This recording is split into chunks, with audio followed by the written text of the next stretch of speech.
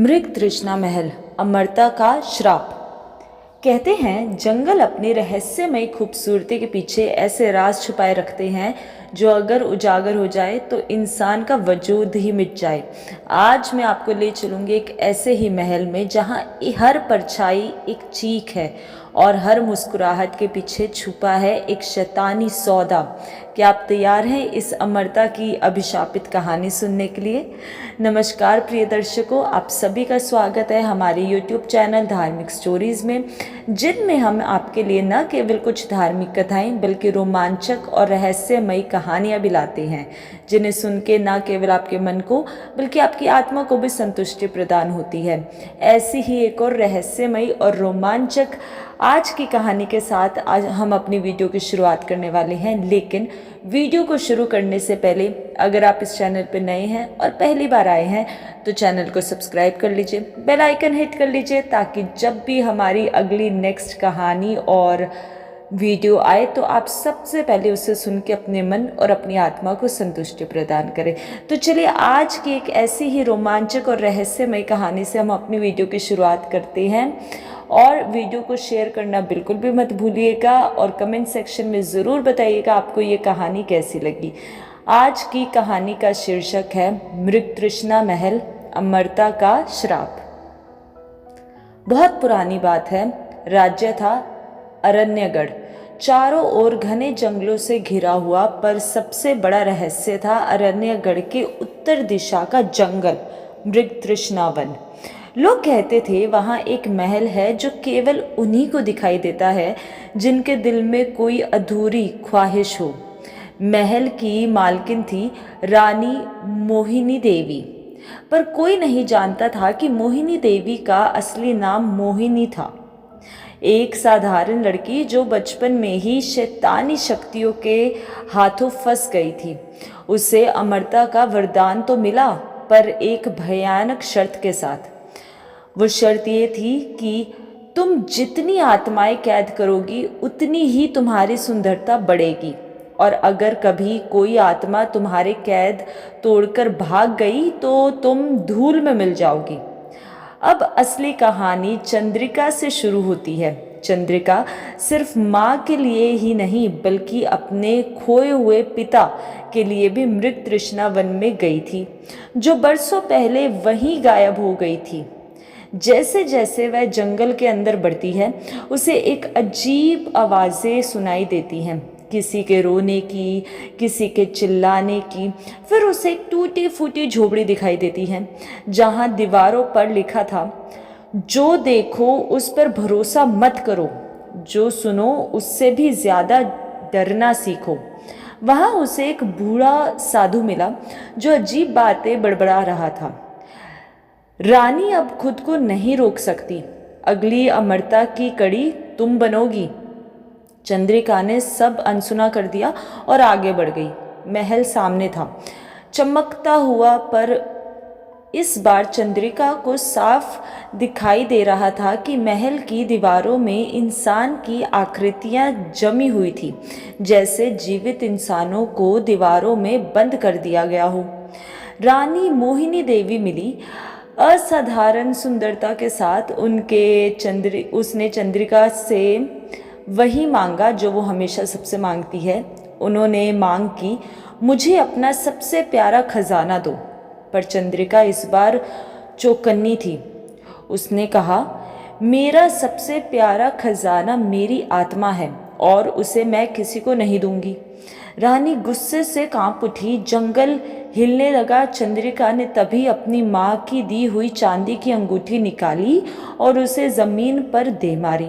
अंगूठी एक तेज चमक के साथ निकली, जिससे जंगल की सारी परछाइयाँ थरथराने लगी। अचानक महल की दीवारें चटकने लगी, परछाइयाँ बाहर आने लगी। रोती चीखती आत्माएं, वे सब एक दूसरे से चिल्लाकर बोल रही थी, मुक्ति मुक्ति। रानी ने अपनी असली शक्ल दिखाई, एक खोपड़ी से भरा चेहरा, आंखों से काला धुआं निकल रहा था। पर चंद्रिका ने पीछे मुड़कर देखा तो उसके पिता की आत्मा भी उन परछाइयों के साथ ही थी। पिता की आत्मा ने कहा, अगर तुम डरोगी तो वही होगा जो मोहिनी चाहती है, साहस ही तुम्हारी ढाल है।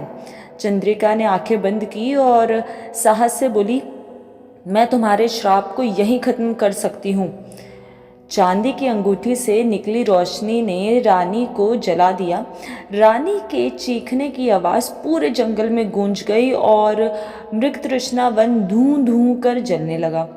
जब चंद्रिका ने देखा कि आंखें खोली और देखा कि जंगल गायब था, मगर गायब था और वह अपने गांव के पास खड़ी थी, हाथ में अमृत पुष्प लिए।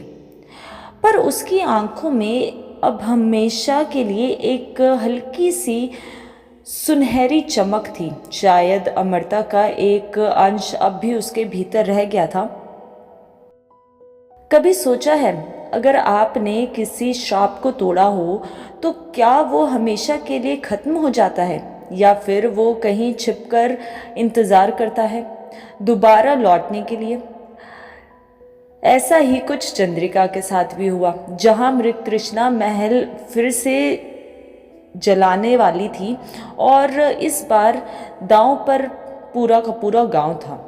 चंद्रिका अपने गांव में थी और 1 साल के बाद उसकी माँ जब स्वस्थ थी, चंद्रिका को सब एक देवी की तरह मानने लगे जिसने मृगतृष्णा वन का श्राप तोड़ा था। लेकिन चंद्रिका के भीतर कुछ बदल चुका था। रात के समय उससे सपने आने लगे। सपनों में वही अनसुनी महल की झक्कियाँ, वही फुसफुसाती हुई आवाज़ें। एक दिन उसने सपने में देखा कि मृगतृष्णा महल की जली हुई राख में एक काली बेजुबान बैल उड़ रही है और वो बैल धीरे धीरे गांव की ओर बढ़ रही है। सुबह उठते ही चंद्रिका को गांव के कुएं के पास वही काली बैल दिखी। धीरे धीरे गांव में अजीब घटनाएं होनी शुरू हो गई। लोग बिना वजह बीमार पड़ने लगे। बच्चों ने कहा शुरू होते ही बच्चों ने कहना शुरू कर दिया कि रात में उन्हें कोई सोने नहीं देता। और सबसे अजीब बात तो तब हुई जब गांव के बीच बने पुराने मंदिर से लगातार किसी के रोने की आवाज़ें आने लगी। चंद्रिका समझ गई कि मृगतृष्णा का अभिशाप अभी पूरे तरीके से टूटा नहीं है। उसने बूढ़े साधु वशिष्ठवान बाबा से मिलने का निर्णय किया, वही जो 1 साल पहले उसे जंगल के बाहर मिले थे। वशिष्ठवान बाबा ने रहस्य खोला। रानी मोहिनी देवी तो मारी गई है, पर उसकी आत्मा मृगतृष्णा वन में एक बीज के रूप में फंस गई है जो फिर से जन्म ले रही है। अगर वह बीज पूरी तरह खिल गया तो मृगतृष्णा महल वापस उग जाएगा और इस बार वो सिर्फ और सिर्फ तुम्हें ही नहीं, इस बार वो पूरे के पूरे गांव को खा जाएगा और भी ज़्यादा शक्तिशाली हो जाएगा। चंद्रिका के पास अब केवल 3 रातें थीं। 3 रातों के भीतर उसे उस बीज को ढूंढकर नष्ट करना था, वरना पूरा गांव हमेशा के लिए मृगतृष्णा वन का हिस्सा बन जाता। चंद्रिका ने पहली रात गांव के मंदिर में प्रवेश किया। मंदिर के अंदर उसे दीवारों पर काले धागे से बने अजीब चिन्ह मिले। जैसे ही उसने एक चिन्ह को छुआ, मंदिर के भीतर से फुसफुसाहट गूंजने की आवाज़ आने लगी और आवाज़ कहने लगी, आओ, तुम हमारी प्रतीक्षा कर रही हो ना।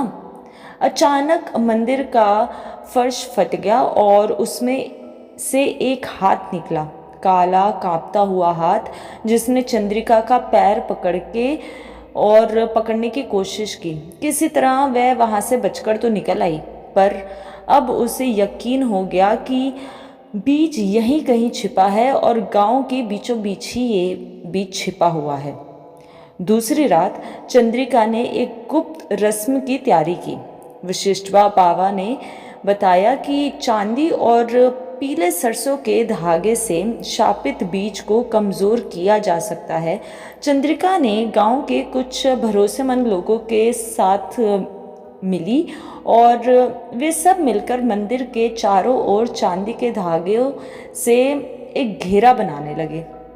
पर तभी गांव के कुछ लोग जो पहले से बीज के प्रभाव के बारे में जानते थे, अचानक हिंसक हो उठे।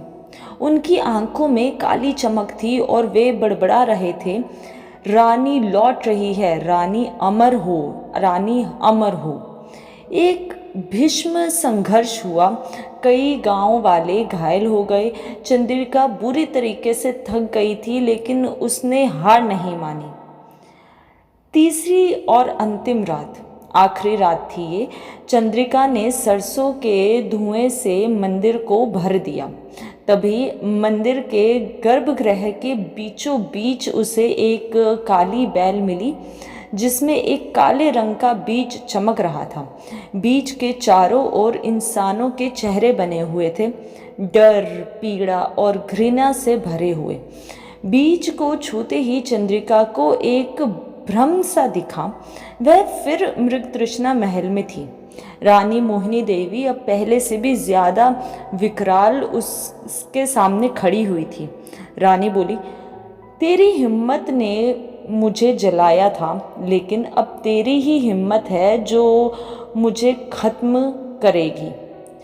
पर इस बार चंद्रिका ने डरने की बजाय अपनी माँ की दी हुई चांदी की अंगूठी निकालकर बीज के बीचों बीच रख दी।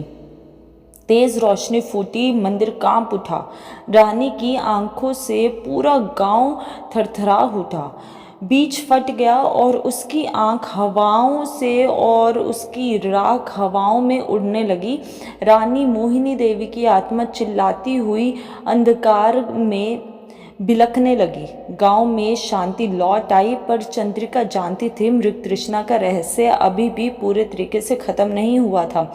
बीज तो नष्ट हो गया, पर श्राप से जुड़े कुछ ऐसी बातें जो अब भी कहीं गहरी मिट्टी में सो रही हैं। देखिए, हर जीत का भी एक साया होता है, जो हर उससे खत्म हुए महल की नींव में कोई ना कोई नया रहस्य ज़रूर उगता है।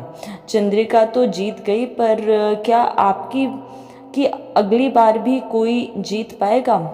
तो आप कमेंट सेक्शन में बताइए कि आपको क्या लगता है कि अगली बार भी कोई जीत पाएगा। बोलिए, हर हर महादेव।